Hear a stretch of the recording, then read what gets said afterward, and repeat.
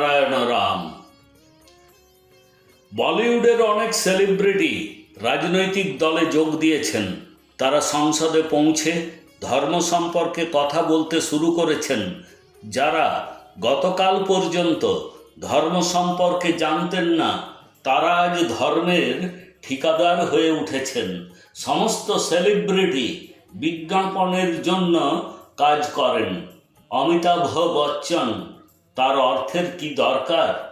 তারা এত টাকা দিয়ে কি করবেন? তার স্ত্রী জয়া বচ্চন, তিনি সংসদে আছেন। তিনি ধর্ম সম্পর্কে সংসদে পরামর্শ দেন, যিনি ধর্ম সম্পর্কে মোটেও জানেন না।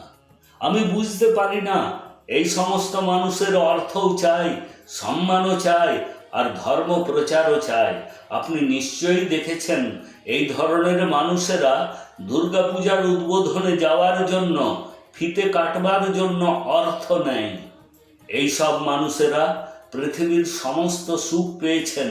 কিভাবে তারা এই সমস্ত সুখ পেয়েছেন? তারাই কি কেবল লেখাপড়া জানেন? পৃথিবীর বাকি লোক কি লেখাপড়া জানেন না?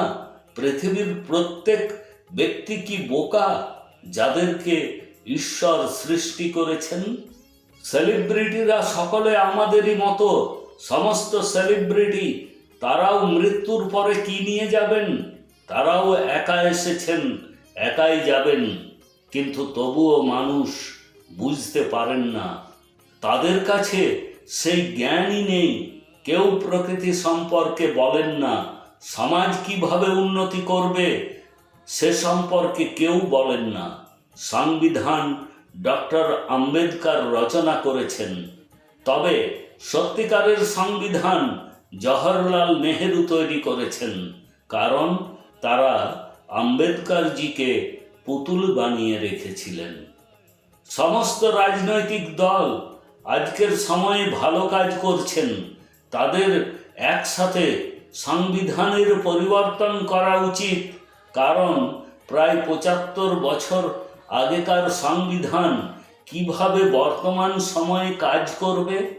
বর্তমান সময়ে তো বিজ্ঞান পরিবর্তিত হয়েছে, এডুকেশন পরিবর্তিত হয়েছে, দেশের পরিবর্তন হয়েছে, দেশে সমস্যা আরও বেড়েছে। প্রায় ৭৫ বছর আগেকার সংবিধান এই পরিবর্তিত দেশে কিভাবে কাজ করতে পারে? তাই প্রকৃতির সংবিধান আনা উচিত। প্রকৃতি হলো সমস্ত সমস্যার সমাধান। মানুষ প্রকৃতি থেকে এসেছে। মানুষ কেবল প্রকৃতির ৫টি উপাদানের কারণে সৃষ্টি হয়েছে। মানুষ প্রকৃতির জিনিস খেয়ে জীবিত আছে।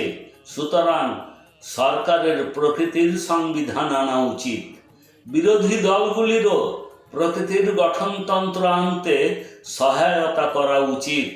পৃথিবীতে প্রকৃতির সংবিধান যদি প্রয়োগ করা হয়, তবে সমস্ত সমস্যার স্বয়ংক্রিয়ভাবে সমাধান হয়ে যাবে।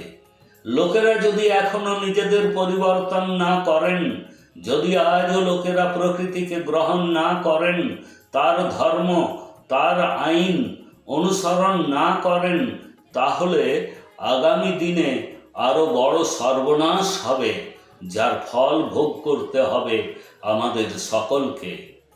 প্রায় ৭৫ বছর আগে যে ভুলগুলি করা হয়েছিল, তার পুনরাবৃত্তি করবেন না।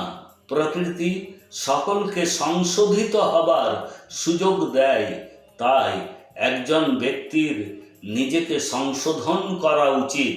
পৃথিবীর সমস্ত মানুষ প্রকৃতি থেকে এসেছে। আপনি যেভাবে পিতামাতাকে অস্বীকার করতে পারেন না, কারণ তারা আপনাকে জন্ম দিয়েছেন, ঠিক একইভাবে আপনাকে প্রকৃতিও জন্ম দিয়েছে। প্রকৃতিকে তাই আপনি অস্বীকার করতে পারবেন না। প্রত্যেক মানুষকে তার মন থেকে প্রকৃতির ধর্মকে মানতে হবে।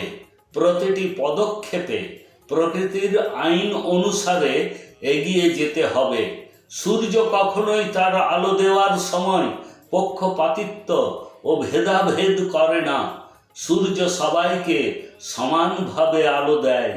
মানুষ প্রকৃতির আইন গ্রহণ না করে নিজেদের আইন নিয়ম গ্রহণ করছে। মানুষ একটা কোনো ভালো কিছু তৈরি করেনি।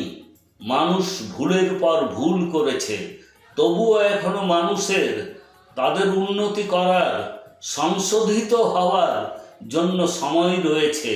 যত রাজনৈতিক দল রয়েছে প্রায় সব দলে পরিবারতন্ত্র চলছে। প্রত্যেকেই বলে যে বিজেপি ধর্মের রাজনীতি করে, কিন্তু ধর্ম ব্যতীত কোনো দল হতে পারে কি? পৃথিবীতে এমন কোনো ব্যক্তি আছেন কি যিনি ধর্মকে বিশ্বাস করেন না? আমি প্রতিটি মানুষের কাছে প্রার্থনা করি যে প্রকৃতি এখনো মানুষকে সংশোধিত হবার সুযোগ দিচ্ছে, তাই নিজেদের সংশোধন করুন। কারণ পৃথিবী প্রায় 52 বার ওলট পালট হয়েছে। এবার যদি ওলট পালট হয় তবে কেউ পালাতে পারবে না। অতএব রাম নারায়ণ রাম জপ করতে থাকুন এবং প্রকৃতিকে অবলম্বন করুন, যাতে প্রকৃতি আপনাকে সর্বোচ্চ পরিষেবা দিতে পারে।